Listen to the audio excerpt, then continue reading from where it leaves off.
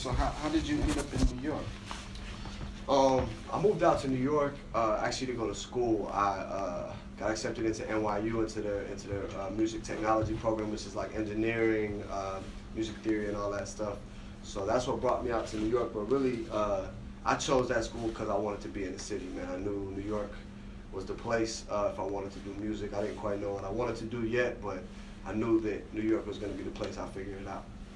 So, like, how long have you been? What is your music background?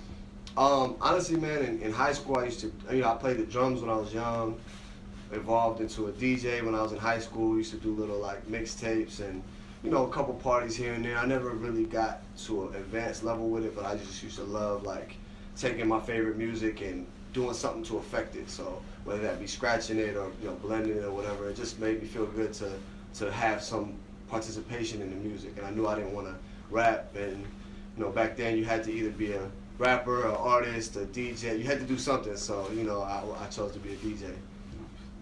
How'd you end up at Lounge Studios? I started working here when I was still in college. I met Walt through that's my partner and owner of the studio. I got hired to do a session here from a producer I knew, and did a session here. Didn't end up working with those artists anymore, but I ended up developing a relationship with Walt. Did some interning work, helped him out at nighttime and whatever he needed me to do while I was still in college. And as soon as I got out of school, he needed an engineer, so he hired me full time, and we built it up from, we had one room at the time, and now we built it up to now 4 rooms. Now we, got 4 whole studios in this place. So what's your DAW? Like, what DAW do you work in? And, yeah. Oh yeah, I work in strictly in Pro Tools. That's if you're mixing in this day and age, you gotta have Pro Tools. That's the kind of standard.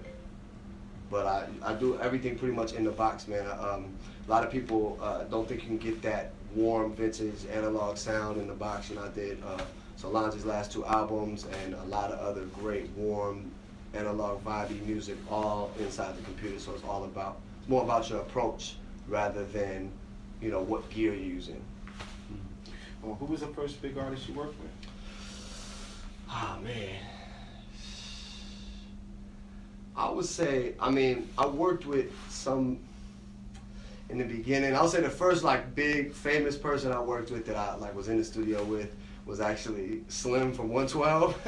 And it was just a random session. Somebody brought him in to do a hook, and it was, no offense, he was a good guy, but it was kind of after his his peak and prime. So, but it was just dope because it's somebody I grew up listening to. I'm like, yo, I'm in the studio with this dude.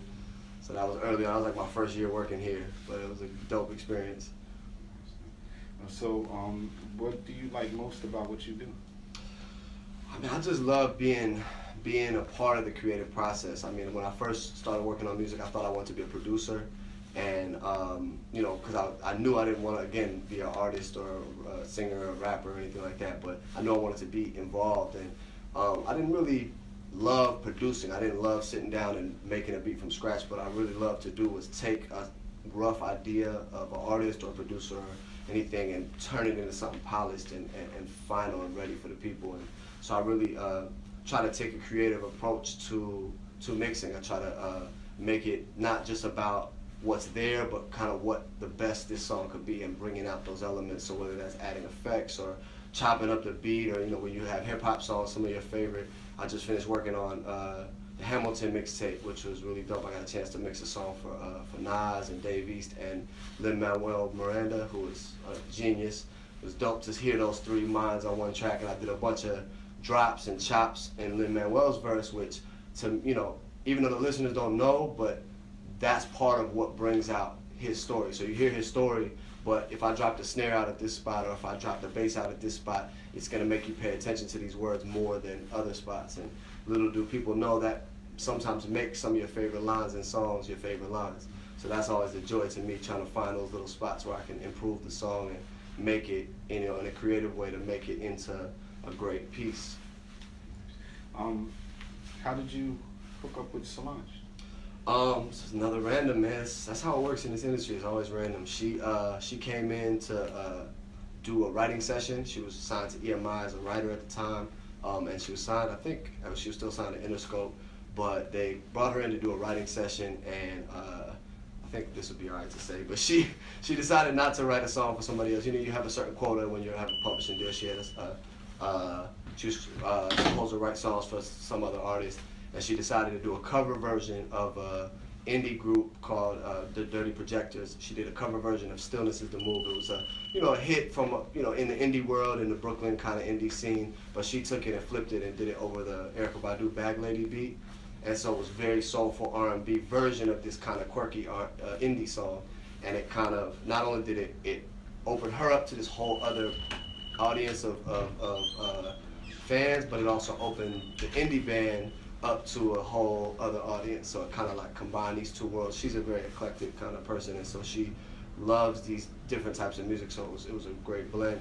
And we hit it off during that session, and I did a good job on recording and mixing that one. And then when she moved to New York and started working on her True EP, she decided to do it with me and do it out of the studio. So the rest is history. And so what was the process like working on a seat at the table? Oh man, it was one of the best, most amazing kind of recording and mixing processes of my whole career. Definitely it was special to be a part of that. We traveled early on in the process. We traveled to Ghana. Actually, before that, we traveled to New Orleans. We did a session with a bunch of producers in New Orleans where they were kind of we were in this old.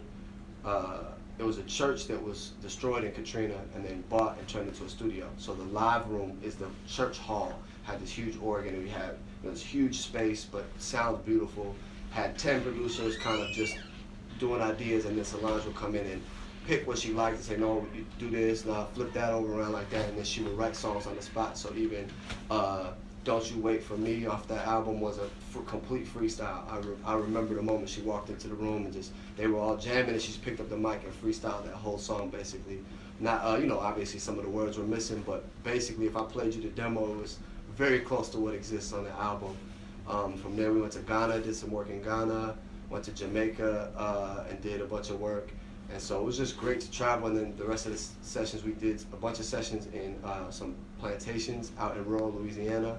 And so that was another, she really sought out places that would bring out the not just the vibe, but the subject matter that she wanted to talk about. She knew what she wanted to talk about, what she wanted to say with this album.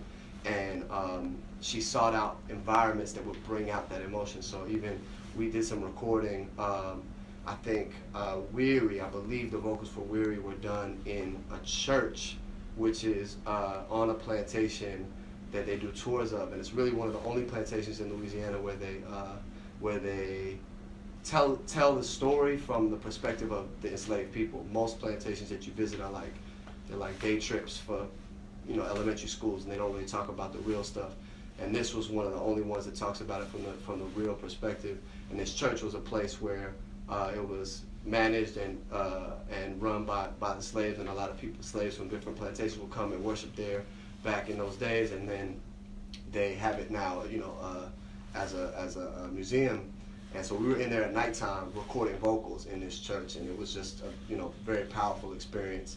And there was a lot of spirits in that area, and it was a little scary at times, but we felt that the spirits that were in that land were there to support us and help us with that feeling and that emotion. And I think all of that is encapsulated on the album, which is what I think makes it so special. What advice would you give other engineers trying to follow in your footsteps? Man, just work, and always say yes. When you have an opportunity, if you thought you had a day off and somebody offers you an opportunity to do something or work on something, say yes and go in and work. Because there's always going to be somebody working harder than you and with a leg up. So if you want it, you got to outwork them. I did my first 6-7 years in Lounge Studios. I didn't have any guaranteed days off. I had a couple of days off here and there, but it was always because nobody booked. It wasn't like I had Saturdays and Mondays off or whatever. And so it took me 7 years to get Sundays off, and then just this year, after 10 years, I got Saturdays and Sundays off. But that's only because I worked for it. So if you don't put in that work, I was doing 70, 80 hours of work my first few years, a week for my first few years, and that is what got me as good as I am, and also to the relationships and all of that stuff. So gotta work, man, and continuously learn. You know, I still watch videos online to learn new tricks and new things every day. So never a limit.